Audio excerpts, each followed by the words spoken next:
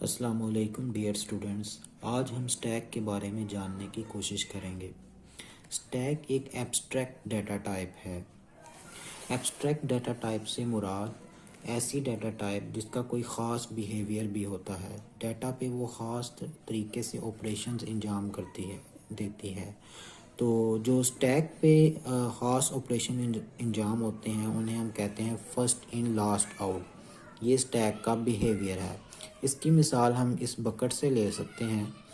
ये बकेट में मुख्तलिफ़ डिशेस हमने एक एक करके पुश कर दी हैं, रख दी हैं। और जब भी हमने कोई डिश निकालनी है तो जो सबसे ऊपर डिश पड़ी हुई है वो हम बाहर निकालेंगे। ठीक है, जो हमने सबसे लास्ट पे एंटर की थी, या हमने जो भी डिश नहीं एंटर करनी है वो सबसे ऊपर एंटर करनी है। तो ऐसा हो रहा है कि जो लास्ट पे चीज़ एंटर होती है वो सबसे पहले बाहर आती है, या फिर जो सबसे पहले एंटर की गई थी डिश वो सबसे आखिर पे बाहर आएगी जब ये सारी डिशेस जो हैं ये इससे बाहर निकल आएंगी। तो ये जो बिहेवियर है, इस बिहेवियर को हम स्टैक कहते हैं। तो स्टैक के बेसिकली दो बेसिक ऑपरेशंस हैं, पुश और पॉप। जो पहले पुश से मुराद है कि हम कोई भी आइटम स्टैक के अंदर रख रहे हैं टॉप पे, उसे हम पुश कहते हैं। और अगर टॉप पे पड़ी हुई आइटम को अगर हम बाहर निकाल दें तो इस ऑपरेशन को कहते हैं पॉप। इसके अलावा कुछ और सपोर्टिंग ऑपरेशंस हैं जो कि स्टैक में इस्तेमाल होते हैं। फॉर एग्ज़ाम्पल, हमने ये चेक करना है कि हमारी जो बकेट है वो फुल तो नहीं हो गई, कि उसमें मज़ीद डिश रखने की जगह है भी या नहीं।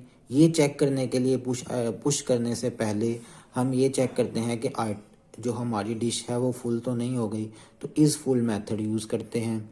जो इज़ एम्प्टी मेथड है, इससे हम ये चेक करते हैं कि हमारी जो स्टैक है वो एम्प्टी तो नहीं हो गई, कि अगर हम कोई डिश निकालना चाह रहे हैं उसमें डिश मौजूद ही नहीं है तो हम उसको कैसे निकालेंगे। ये चेक करने के लिए हम इज़ एम्प्टी मेथड यूज़ करते हैं। और पीक मेथड जो टॉप पे आइटम पड़ी हुई है उसे देखने के लिए हम पीक का जो मेथड है वो यूज़ करते हैं। ये पीक और पॉप में ये फ़र्क हुआ कि पॉप जो है उस आइटम को रिमूव भी करता है, लेकिन पीक जो है वो आइटम जो पीक पे पड़ी हुई है सिर्फ उसको दिखाता है, उसको रिमूव नहीं करता। तो एक जो स्टैक का बिहेवियर है वो सिंपल अरे से इम्प्लीमेंट किया जा सकता है। मिसाल के तौर पर एक हमारे पास अरे है जिसका साइज़ 6 है और अभी वो अरे एम्प्टी है, इसमें कोई भी आइटम नहीं पड़ी हुई। तो उसका जो टॉप है वो -1 कह लें। तो जैसे ही हम फर्ज करें फर्स्ट एलिमेंट एंटर करते हैं 5, तो हम अपने टॉप को इंक्रीमेंट कर लेते हैं।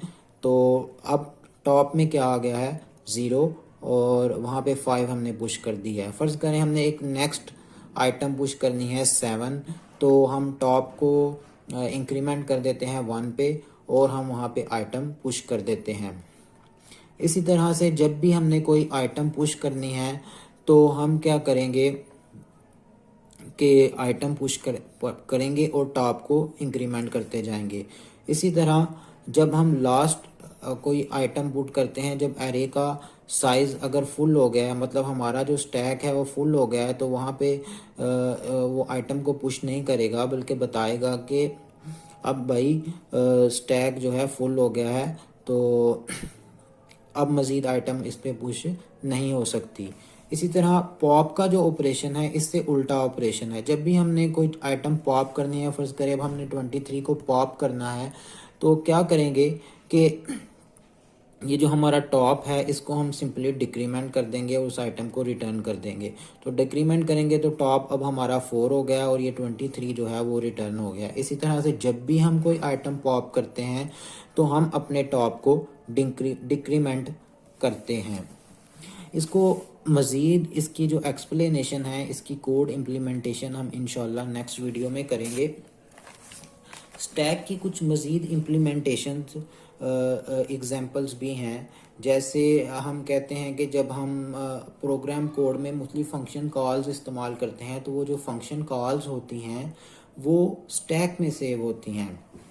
मिसाल के तौर पर हमारा एक मेन मेथड है मेन मेथड में कुछ कोड है, उसमें एक ए फंक्शन को कॉल किया, ए फंक्शन ने बी फंक्शन को कॉल किया और बी फंक्शन ने सी फंक्शन को कॉल किया। तो जो सी प्रोग्राम में ये जो फंक्शन कॉल्स हैं ये स्टैक के ज़रिए इम्प्लीमेंट होती हैं। जब भी कोई फंक्शन कॉल होता है तो वो स्टैक में पुश हो जाता है। फर्ज करें सबसे पहले मेन कॉल हुआ, वो स्टैक में पुश हो गया, फिर ए फंक्शन कॉल हुआ, ये स्टैक में पुश हो गया, बी स्टैक में पुश हुआ और फिर सी पुश हुआ। अब हमें पता है जब सी अपना काम पूरा कर लेगा तो फिर ही बी का जो बाकी कोड है वो कॉल होगा, और जब बी अपना काम पूरा कर लेगा तो फिर ही ए अपना जो पूरा काम है वो करेगा, और जब ए अपना पूरा काम कर लेगा तो तभी जो मेन फंक्शन है वो अपनी पूरी एग्जीक्यूशन करेगा। तो जिस तरतीब से ये फंक्शन कॉल्स हुए हैं उससे उल्टी तरतीब से जो है ये फंक्शन स्टैक से पॉप होते जाते हैं। मतलब पहले सी था तो सी को हम पॉप कर देंगे जब सी का फंक्शन एग्जीक्यूट हो गया, जब बी का फंक्शन एग्जीक्यूट हो गया बी को निकाल दिया, ए का फंक्शन एग्जीक्यूट हो गया ए को निकाल दिया, मेन जब एग्जीक्यूट हुआ तो हमारा प्रोग्राम भी ख़त्म हो गया। तो जो सिस्टम कॉल्स होती हैं वो सारी स्टैक के ज़रिए इम्प्लीमेंट होती हैं। इसके अलावा हम वर्ड एक्सेल जब यूज़ करते हैं तो हम जब भी कोई चेंजिंग करते हैं तो जब तक हम कंट्रोल एस नहीं करते हमारी जो भी चेंजिंग्स हैं वो स्टैक में सेव हुई होती हैं। तो जब भी हम अनडू करते हैं तो हमारी जो लास्ट चेंजिंग थी वो हमारे पास सामने आ जाती है, फिर हम उससे अनडू करते हैं तो उससे जो पिछली चेंजिंग हमने की थी वो हमारे सामने आ जाती है। तो ये भी बहुत ही कॉमन एग्जांपल है स्टैक की। इसके अलावा infix to postfix, expression conversion, ये भी बहुत अहम जो है स्टैक के एग्जांपल है। हम इनको इम्प्लीमेंट इंशाल्लाह अगली वीडियो में ज़रूर करेंगे।